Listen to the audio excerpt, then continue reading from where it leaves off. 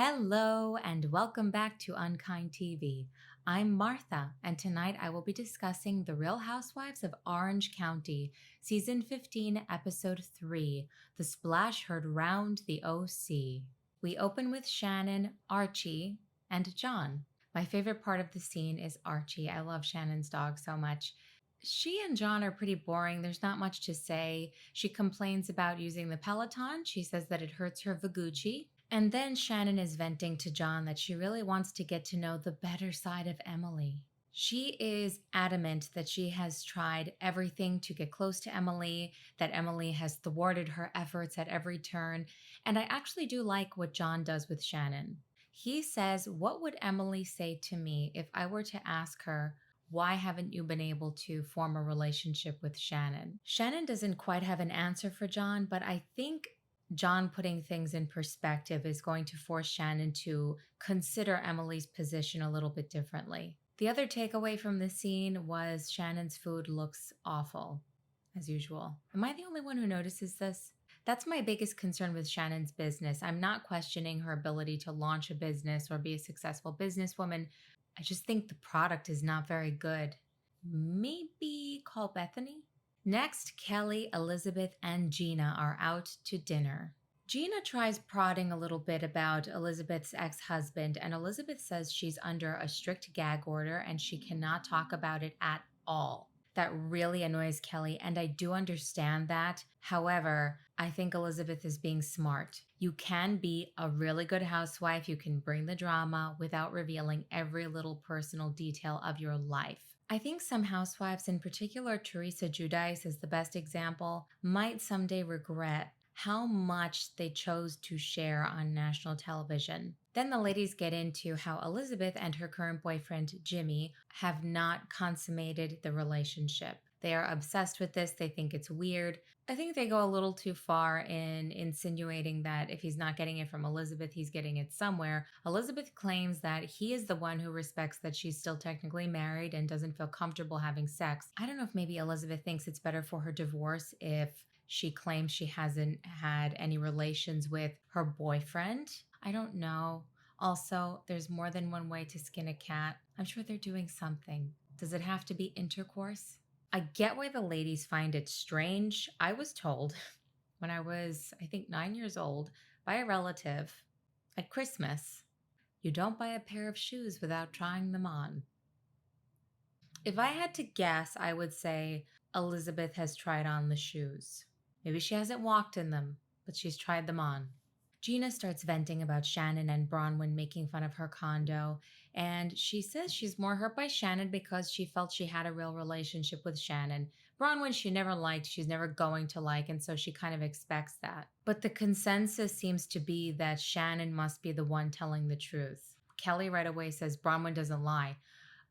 Maybe Braunwyn doesn't outright lie, but Braunwyn twists things and exaggerates things.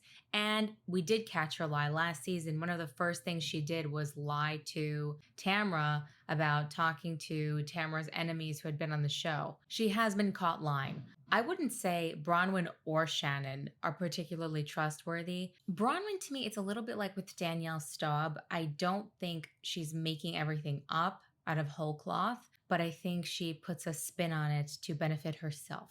Okay, this Braunwyn family dinner is very da-da-da-da. So creepy. It is so fake and forced. The other housewives on this show, when you see them with their kids, it's very natural. Shannon and her daughters, Kelly and Jolie, Gina with her little children, Emily with her kids. It's organic. You see some of the kids being fresh and silly. You see the real love that the moms have for their kids.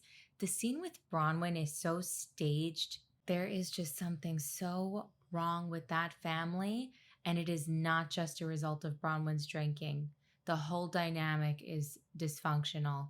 If I didn't know what I was watching, I would never think that Braunwyn and Sean were the actual parents of these children. I would think it was like one of those reality shows where they used to swap the moms. That's how forced it feels. There is some extremely shady editing. Braunwyn corrals the children to go to sleep. She tells her baby Hazel, do you want to read a book? And you think she's going to put the kids to bed. What she does is dump them all in the room, all 600 of them, and walk off. She leaves the nanny to read to the children. She delivers them and abandons them.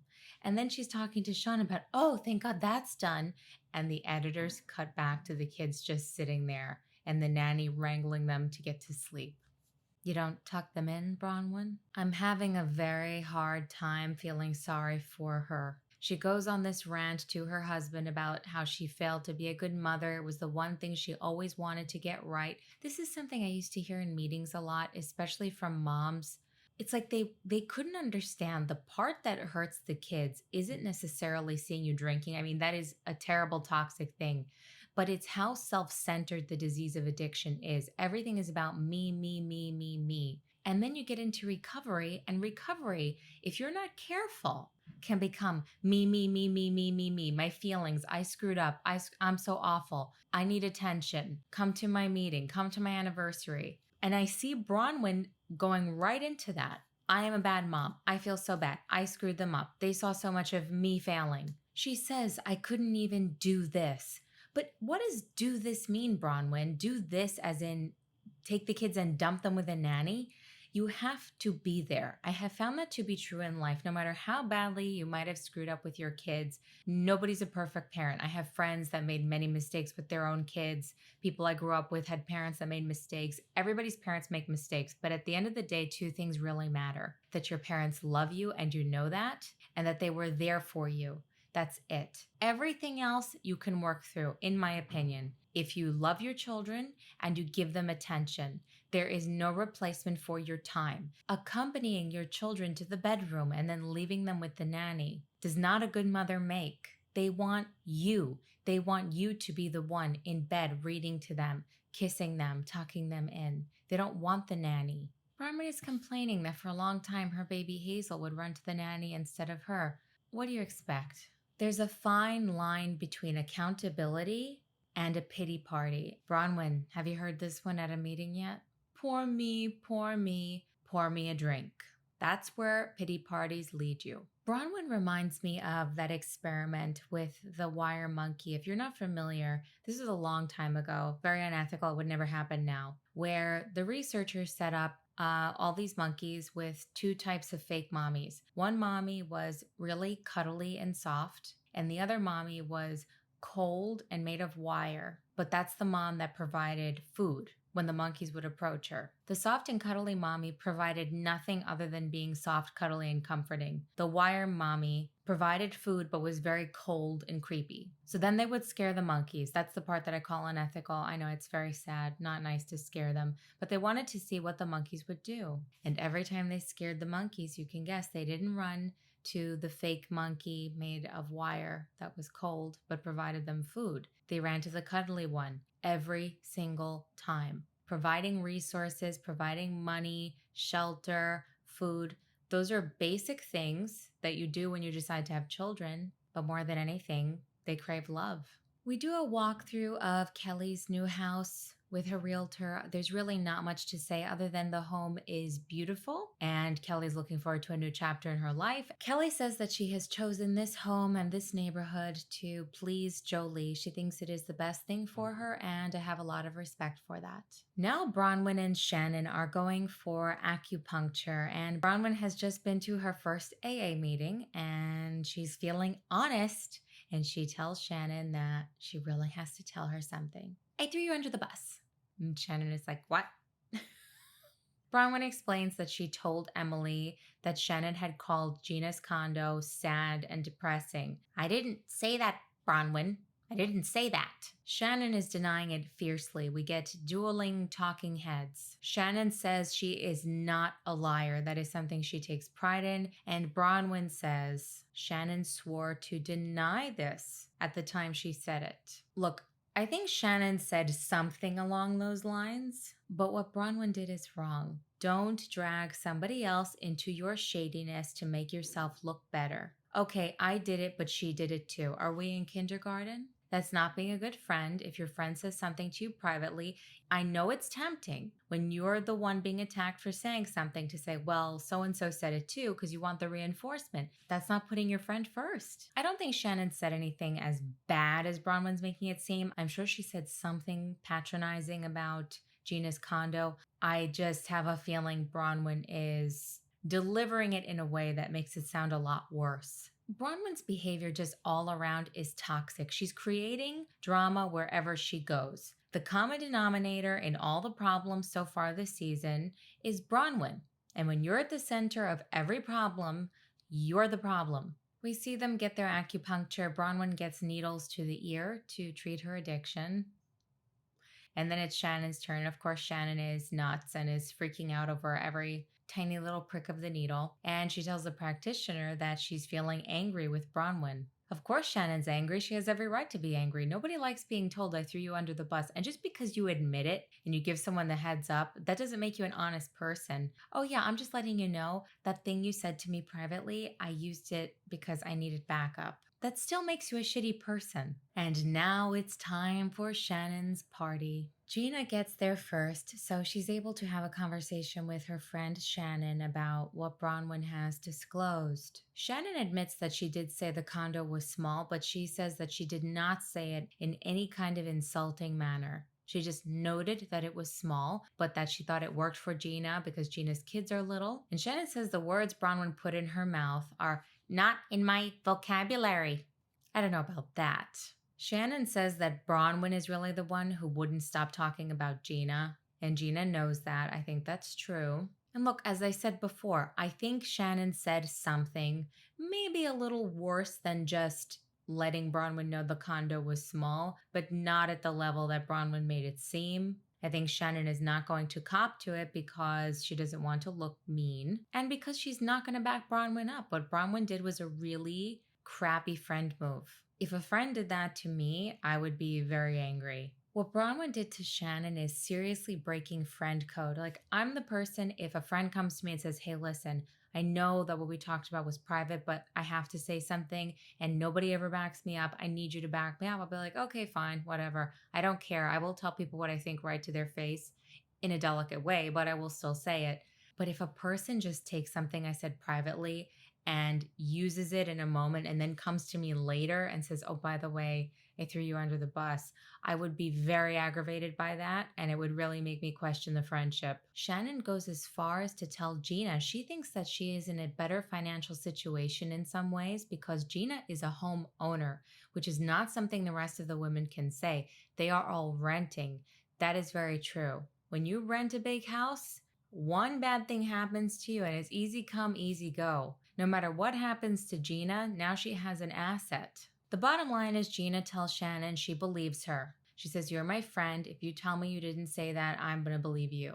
I don't think we'd expect any different given Gina cannot stand Braunwyn's guts, but I wouldn't be so quick to trust Shannon Bedore. The rest of the ladies are showing up and they're all tasting tequila, and Braunwyn sees this and immediately gets very upset. She had been giving Sean instructions like, I need you to make me fake drinks so that I look like I'm drinking. She admits that she has no idea whether the group even knows at this point that she has stopped drinking and thinks she's an alcoholic. I think she's kind of assuming that at least some of them know because they can't keep a secret in OC, but she still wants to keep up the charade. As soon as she sees them drinking tequila, she runs off and she's hyperventilating and crying in the bathroom. In the meantime, Kelly meets Shannon's father. Shannon's father is quite the ladies' man, and Kelly goes right up to him and says, hey, Big Dick Daddy from Cincinnati. Shannon is horrified. She's like, who says that to someone's father? D-I-C-K. And now Shannon sits down with Braunwyn, and this is not going to be good because Shannon is mad. She has had time to ruminate on what Braunwyn disclosed, what she sprung on her. She has now talked to Gina, and she's angry at how hurt Gina is, and it's her party. Right away, Shannon is telling Braunwyn, I never said Gina's place was sad. And Braunwyn is like, you did. You did.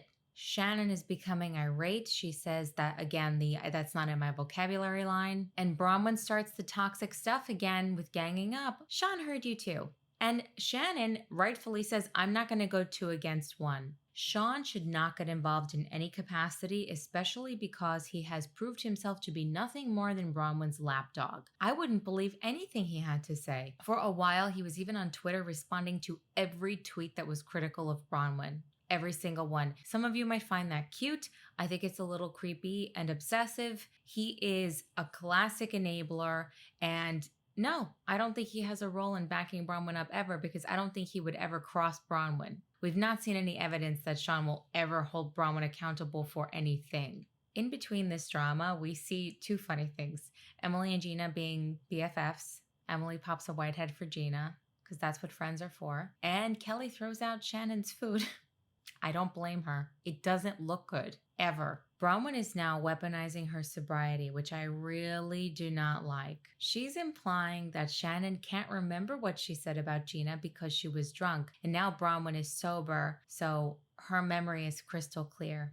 All of a sudden, Braunwyn decides to get sober for a minute, and she remembers everything perfectly, and you're the sloppy drunk who can't remember what you said. I would be so irritated if somebody did that to me. Are you kidding me? Shannon asks Braunwyn, why were you even talking about me to Emily in the first place? I can answer that. She needed backup to make herself look better, and she's a toxic fire starter because she's not so different from her mother.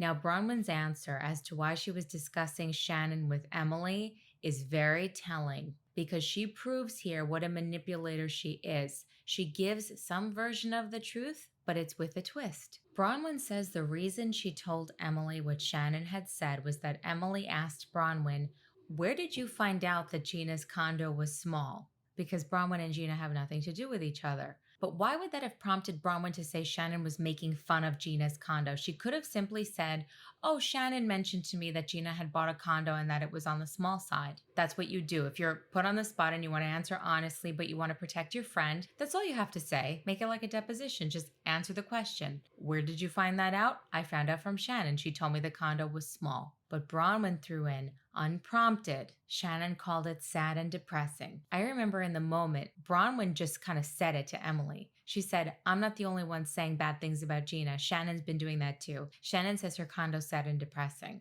It really was not prompted by Emily, and so we have to start questioning Braunwyn's credibility from here on out, because we all saw what happened when Braunwyn had first told Emily what Shannon had said, and now we see the way she's telling Shannon the story. And she's sober, right? So she should remember exactly what happened with Emily. The way she's making it sound to Shannon is that Emily interrogated her and she had no choice but to answer. That's not what happened. She volunteered all of that for her own self-serving purposes. Shannon storms off in a huff, and Braunwyn runs to her enabler, and she goes, I guess they don't like me now that I'm sober. Guess what? I say things. I have a personality. No.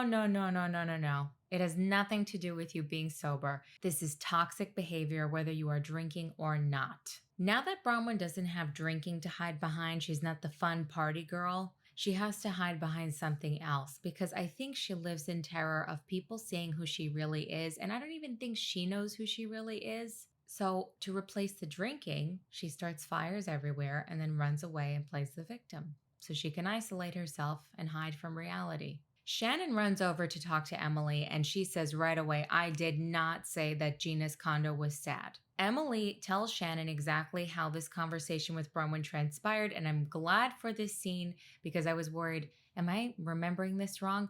That's the effect that Braunwyn has when people gaslight. You start to question yourself, just like Dr. Deb, her mom.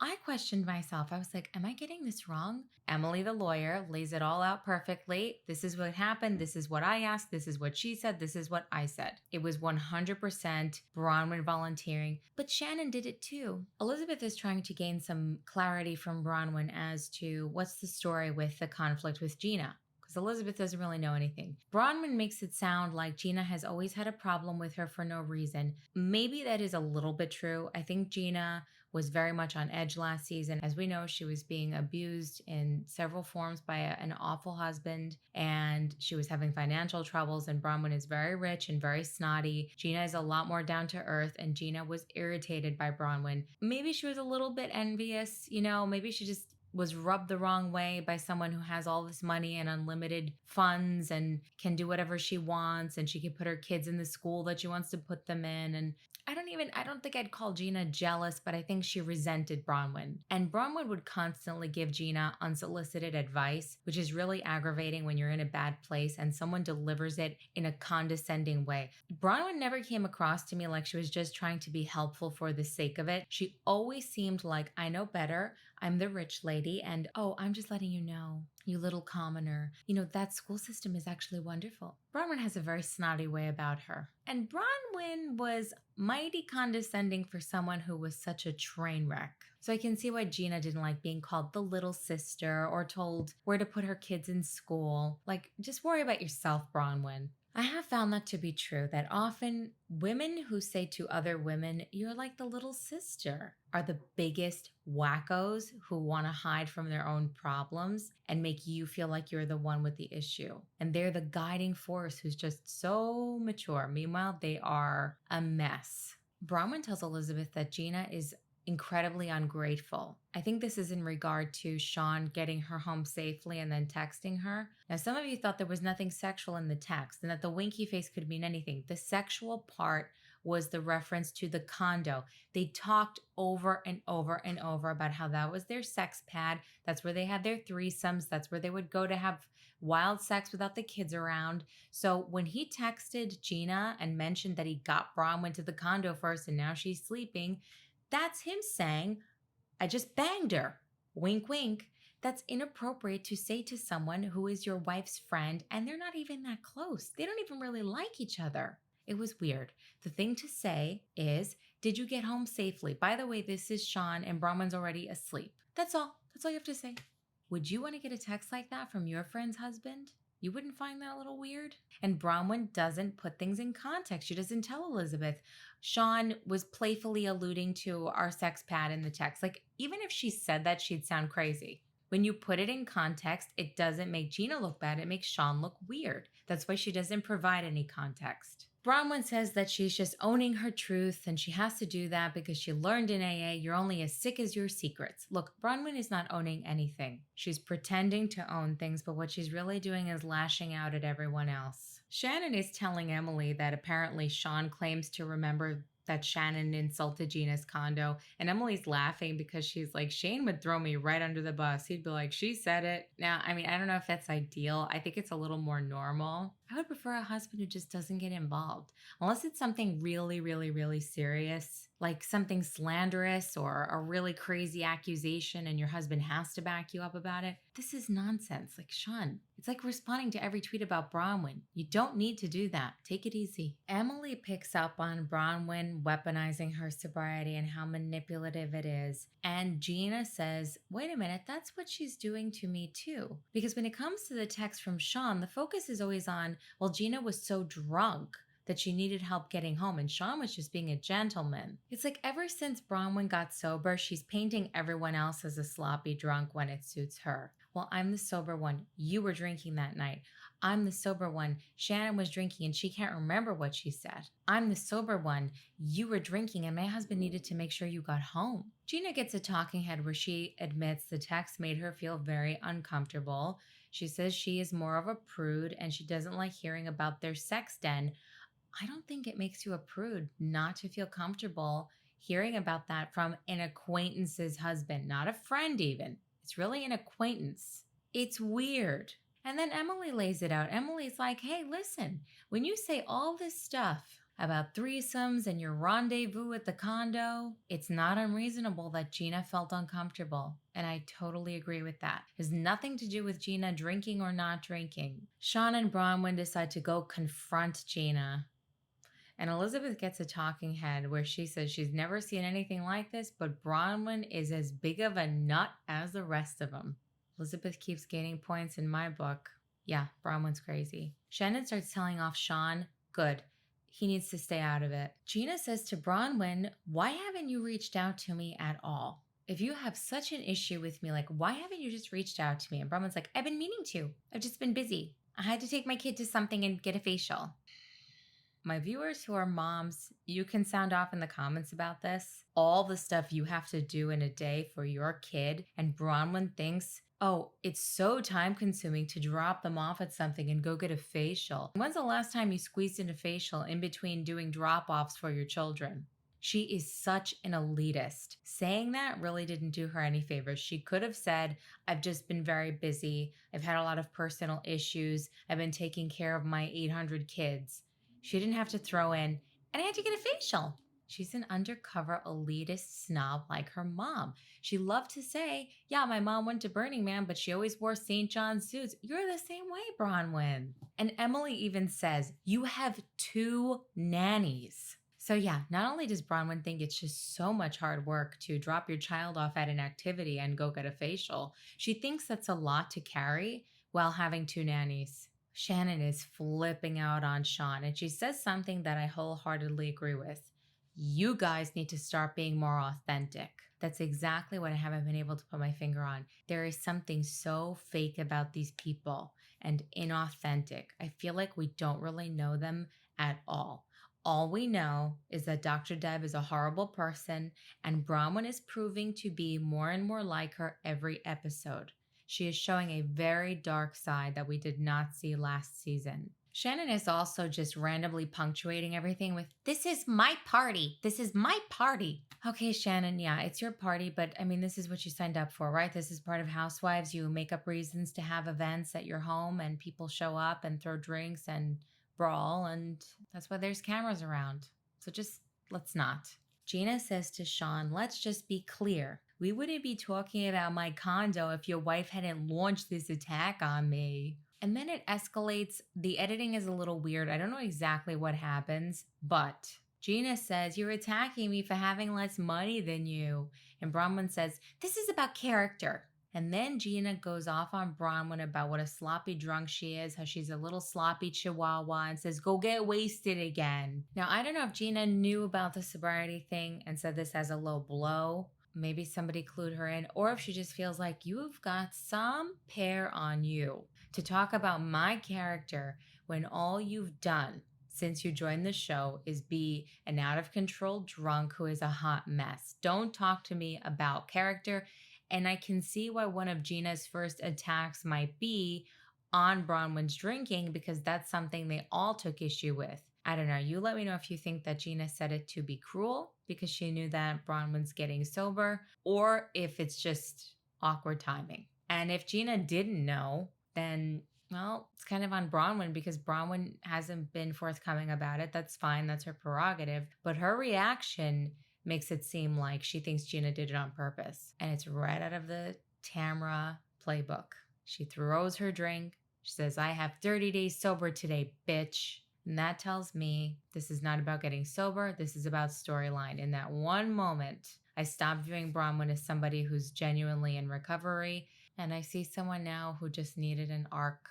Maybe she really does want to stop drinking, but she needs a lot more help than that. And she storms off saying, fuck you, Gina, fuck you, which is what we saw Tamra do in the finale when she was trying to claw her way back on the show and not get fired. She wanted to create an iconic moment by hiding in the bushes and saying, fuck you, throwing the finger. That's exactly what Braunwyn does.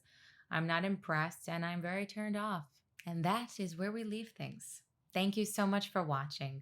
As always, I like to hear what you think, so sound off in the comments about the episode or whatever you like. Please give this video a like and subscribe if you haven't. You can follow UnKind TV on Instagram and Twitter. And if you're looking for more information about UnKind TV, you can find that in the description box below every video. I'll see you soon. Bye.